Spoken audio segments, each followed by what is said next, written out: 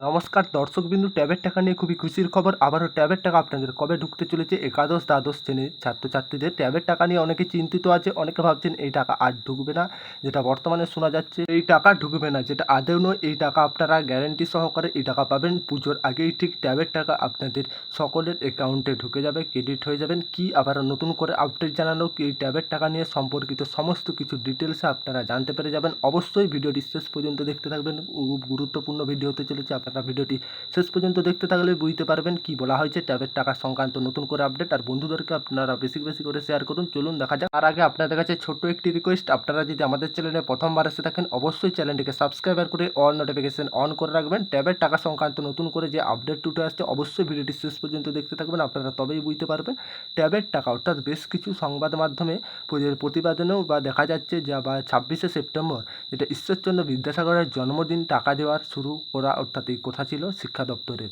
প্রথমে দ্বাদশ শ্রেণী, এরপর একাদশ শ্রেণীর পড়ুয়াদের অ্যাকাউন্টে এই প্রকল্পের টাকা আসবে বলে দাবি করা হয়েছিল। তবে এখনও অবধি শিক্ষার্থীদের অ্যাকাউন্টে টাকা আসেনি।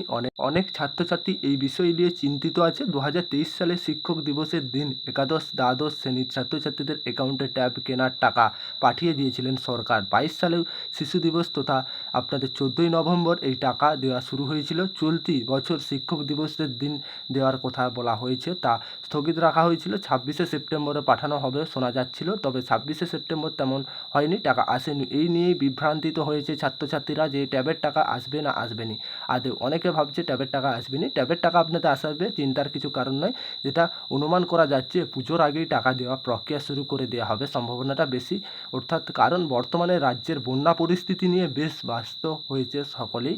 তা সত্ত্বেও যদি পুজো আগে টাকা দেওয়া প্রক্রিয়া শুরু করা হয় তাহলে খুব শীঘ্রই যেটা আপনাদের টাকা সংক্রান্ত এখন পর্যন্ত শিক্ষা দপ্তরের তরফ থেকে কোনো নোটিশ জারি করা হয়নি, যেটা আবারও জানা যাচ্ছে।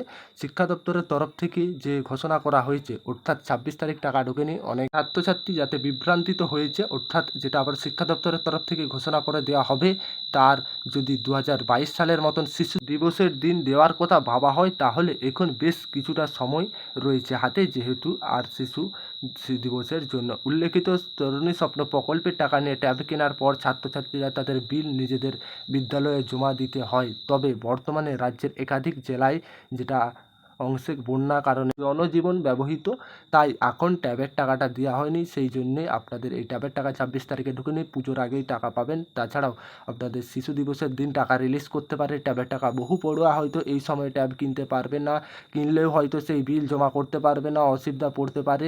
সব মিলিয়ে তাই বন্যা পরিস্থিতির কিছু স্বাভাবিক হলেই সরকারের তরফ থেকে যেটা স্বপ্নের প্রকল্প টাকা বলে মনে করা হচ্ছে, আপনারা গ্যারেন্টি সহকারে এই টাকা পাওয়া যাবে। যদিও এখন অবধি এই বিষয়ে কোনো অফিসিয়াল ঘোষণা হয়নি, আপাতত সেটা দিকেই তাকিয়ে রয়েছে সরকার। যখনই আপনাদের অফিসিয়াল নোটিশ দিয়ে দেবে আমরা জানিয়ে দেবো। এই ছিল ট্যাবের টাকা সংক্রান্ত আপডেট। আশা করা যাচ্ছে আপনাদের খুব শীঘ্রই টাকা পাবেন। যে সমস্ত ছাত্রছাত্রীরা ট্যাবের টাকা সংক্রান্ত বিভ্রান্ত হয়েছে, আশা করি আপনাদের চিন্তার কিছু কারণে আপনারা সকলেই টাকা পাবেন কিছুদিনের মধ্যে।